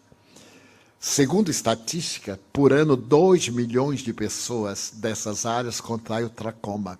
É uma doença que cega. A cura é remota. Então, essa relação, esse ódio, é milenar. É uma suspeita milenar. Mas numa nova era, quando nós demonstrarmos os nossos sentimentos que não há Oriente, não há Ocidente, que tanto Maomé como Jesus são missionários de Deus, como Buda e como tantos outros, Akhenaton, Confúcio, e tantos outros missionários, o que importa é Deus, é o amor, então desaparecem as nossas paixões e Oriente e Ocidente se darão as mãos. Evoluímos das duas dimensões da vida. Necessariamente temos que saldar os débitos terrenos enquanto encarnados. Também encarnados podemos saldá-los no plano espiritual? Não. Nosso resgate é na Terra, porque foi aqui que nós cometemos os delitos. No mundo espiritual nós formulamos planos, adquirimos recursos, mas temos que reencarnar para passar pela experiência de laboratório, porque senão ficaria muito cômodo. Nós cometemos o crime aqui, desencarnamos e fora da matéria, em outras condições, nos liberávamos. Daí, aquilo que nós praticamos no corpo físico nós resgatamos. Estamos entrando em uma nova era, uma era de crianças mais desenvolvidas que a nossa, e que com certeza nos trarão ou ajudarão a um planeta melhor. Por isso muitas crianças estão vindo. O que acontece então com as crianças que vêm, mas não chegam a nascer? Desencarnam. Não acontece nada. Vão e voltam. Porque não é obrigado que toda criança nasça. Há uma série de fatores. O espírito arrepende-se, como está no Livro dos Espíritos. Vem a gestação, o espírito escolhe uma prova. Quando chega na hora tem medo, ele então retrocede e vem o aborto natural. Pode vir uma criança que desencarnou pelo suicídio e então nasce e tem uma morte imediata. Volta para o mundo espiritual. Mas reencarnará oportunamente. E isso será inevitável. Podemos dizer que todas as crianças que estão encarnando são espíritos mais evoluídos que nós, que já estamos aqui? Não necessariamente. Ainda vem aí uma ralé muito boa para nos ajudar. Porque Deus é amor. E há muito espírito atrasado no além, no que nós chamaríamos os umbrais, os purgatórios, os infernos. E é necessário que eles tenham sua chance. Então eles vêm. É a chamada luta do bem com o mal. Nós estamos num nível, eles estão no outro. Nós vamos tentar ajudá-los. Se eles perseverarem no mal que lhes apraz, irão para o exílio. Mas terão a chance da reabilitação. Os drogados que não são maus, mas estão viciados, depois de sua desencarnação, poderão voltar a este planeta? Poderão não, vão voltar. Porque eles são viciados, porque optaram por isso, são responsáveis. Se eu opto pelo tabaco, pela droga ilícita, pelo sexo desvairado, a opção é minha. Eu fico viciado depois que comecei. Eu não nasço viciado. Então eu tive a opção de ser ou não ser. E ainda tenho a opção de mudar. É só querer. Mas como me é muito mais cômodo viver no transe, na alucinação, no êxtase, então eu opto. Eu reencarno na próxima, com graves distúrbios do sistema nervoso central, com graves conflitos da personalidade, com vazio existencial, com dramas de consciência, porque eu usei mal a minha inteligência. A inteligência é para usar para o bem, não para o prazer exclusivamente. Porque o prazer é sensorial, o bem é emocional. Então eu ouço uma boa música, eu me deleito.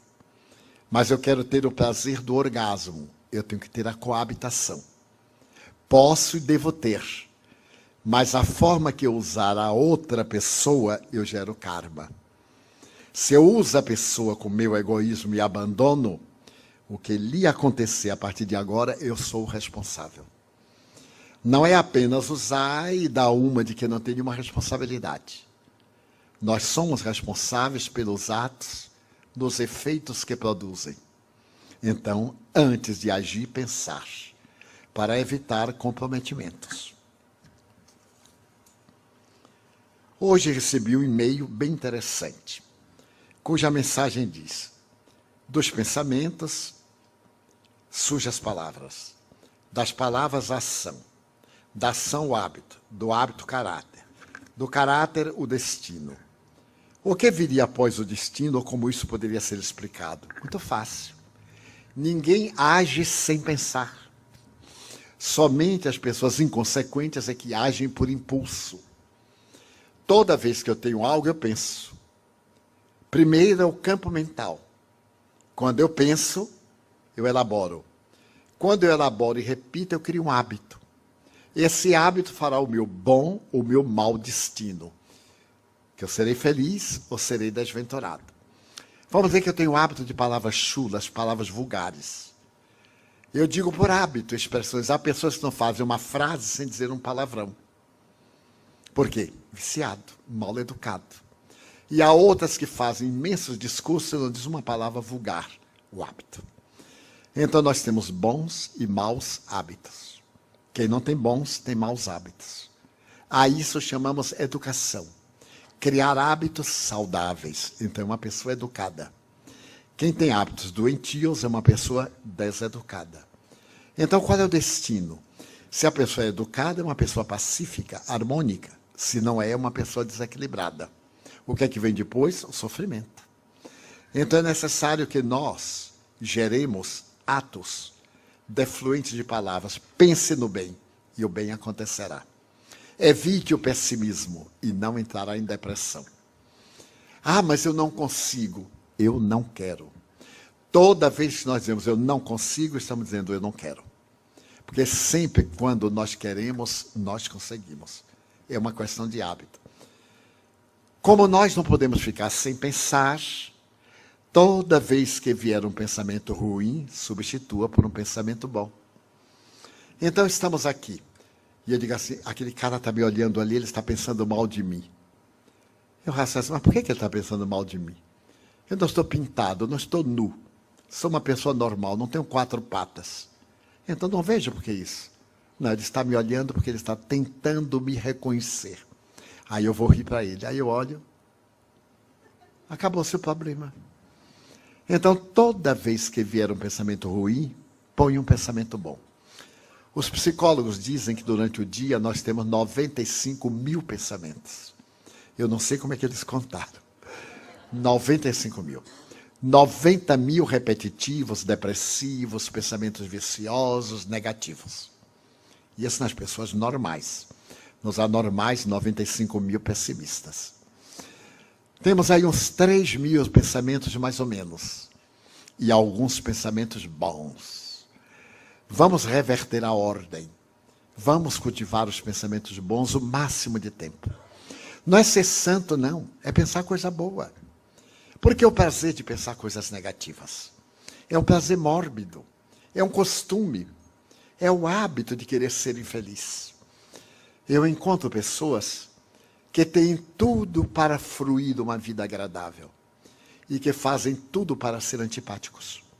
Até nós no Brasil temos esse ditado: se a gente pode complicar, para que facilitar? E aí vive complicando a vida. Eu, por hábito, não reajo, por hábito. Algumas vezes eu escorrego, mas por hábito não reajo. E certo dia eu ia caminhando e veio uma pessoa, deu uma trombada em mim e me derrubou. E ainda me olhou com raiva. Eu digo assim: desculpe estar na sua frente. Eu não previ que via um trator sem freio. A pessoa desarmou, né? Porque me derruba e ainda tem razão. Desculpe eu estar na sua frente. Se eu tivesse previsto, eu deixava o trator passar.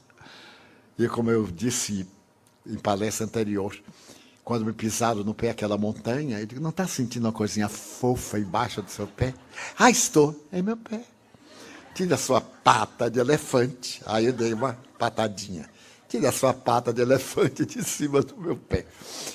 Então, é sempre bom cultivarmos pensamentos bons. Ah, mas eu não tenho jeito. Leia. Tem ali o livro Vida Feliz. Não é propaganda, não. É anúncio. Como eu tenho um amigo que trabalha com imobiliária, né? Então eu já peguei o hábito de vender. Leia uma frase e durante o dia pense nessa frase. Abra o Evangelho segundo o Espiritismo. Se não é espírita, abra o Imitação de Cristo, que é uma obra da Idade Média, uma obra notável, de Tomás de Kempis. Leia uma frase e durante o dia pense naquela frase. Eu diariamente leio uma questão do Livro dos Espíritos de Allan Kardec. Há 58 anos que eu leio todo dia. Hoje, com o iPad, eu acho chiquérrimo, né? Então é só clique, aí eu olho. E durante o dia eu fico pensando. Vem uma coisa, vem outra, eu volto. Então não há tempo para me aborrecer. Se a coisa me aborrece, eu digo: estou perdendo meu tempo. Aí eu volto o pensamento. Porque o fato de ficar aborrecido não resolve o problema, piora. Então aconteceu o problema, eu digo: deixa para lá, vai resolver. E daí a pouco ele se resolve. Então é muito fácil encontrar a nossa plenitude. É somente buscar. É possível passar uma encarnação com obsessão sem saber e saber somente quando passamos para o outro lado? É sim. Há muito mais gente obsidiada do que pensa.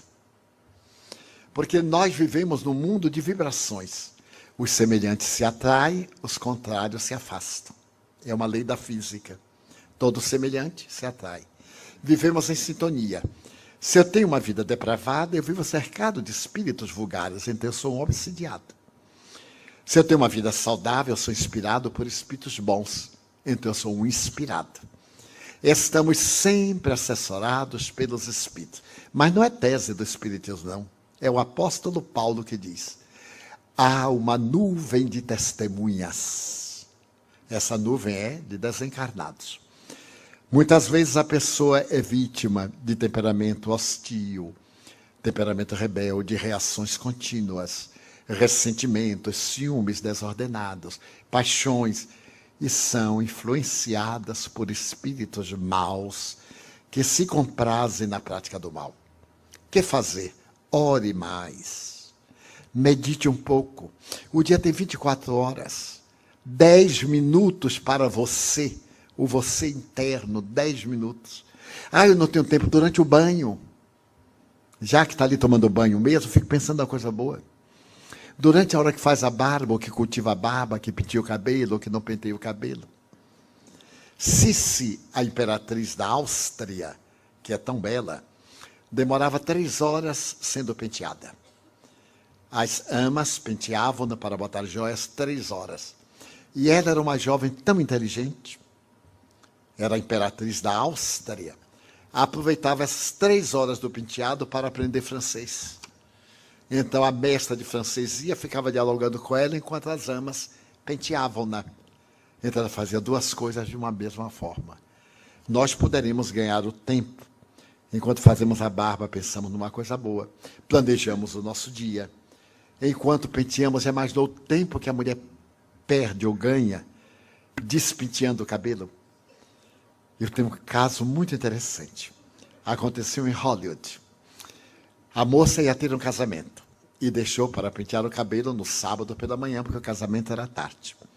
Mas no sábado pela manhã, todas as mulheres vão ao salão, porque sábado à tarde tem que estar bonita para de noite, para domingo e etc. E então ela vai a um salão, não encontra vaga, vai a outro, não encontra vaga, e chegou em casa descabelada. O marido disse, nossa, ficou bonita, quem foi que penteou? Então imagine quantas horas nós gastamos, às vezes, sem pensar em nada. O que é que está pensando? Nada. Pense numa coisa boa, preencha a hora. Quais os pontos fundamentais para enfrentar melhor nossa solidão neste plano? A melhor técnica é ajudar o outro. Se você é solitário, torne-se solidário. Quem é solidário não vive solitário. Se eu estou na solidão, eu vou visitar um asilo de velhos. E aí vou ouvir o velho contar pela 1000ª vez aquela mesma coisa. Porque quem não morrer vai ficar velho. Esta é a vingança dos velhos.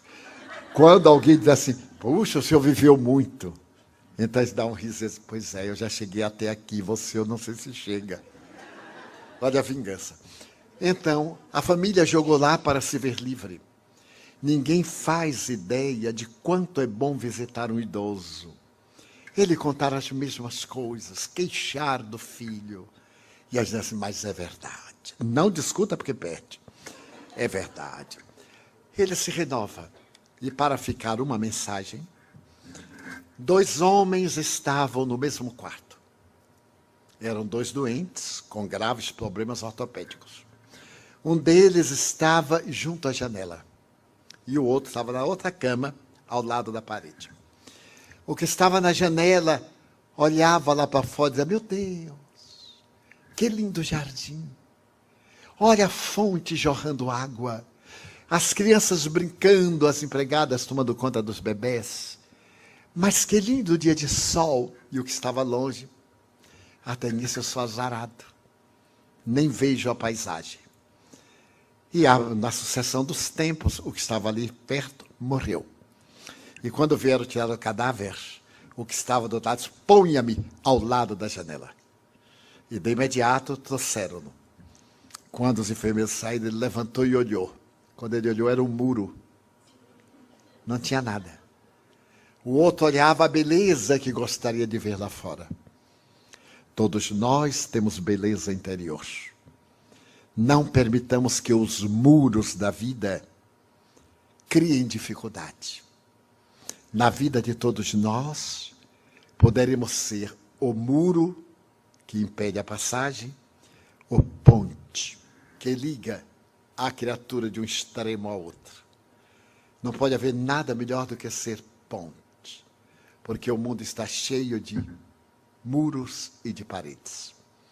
Como é o nosso último encontro público, desejamos agradecer a Glória Caloroi, sua equipe, aos trabalhadores da Casa dos Franciscanos, do Joana de Cusa, agradecer a gentileza de todos que realizaram este magnífico trabalho, dos que são generosos, levando-nos, trazendo-nos, e principalmente dos senhores, sem cuja presença não teríamos oportunidade dessas reflexões. De todo o coração desejamos que algumas sementes fiquem, germinem, e quando fizer um raio de sol, ideia da primeira flor, na primavera do mundo do futuro, lembre-se que um dia passou pelo caminho de todos os senhores uma alma aflita e necessitada, que buscando o amor falou de beleza. Thank you very much.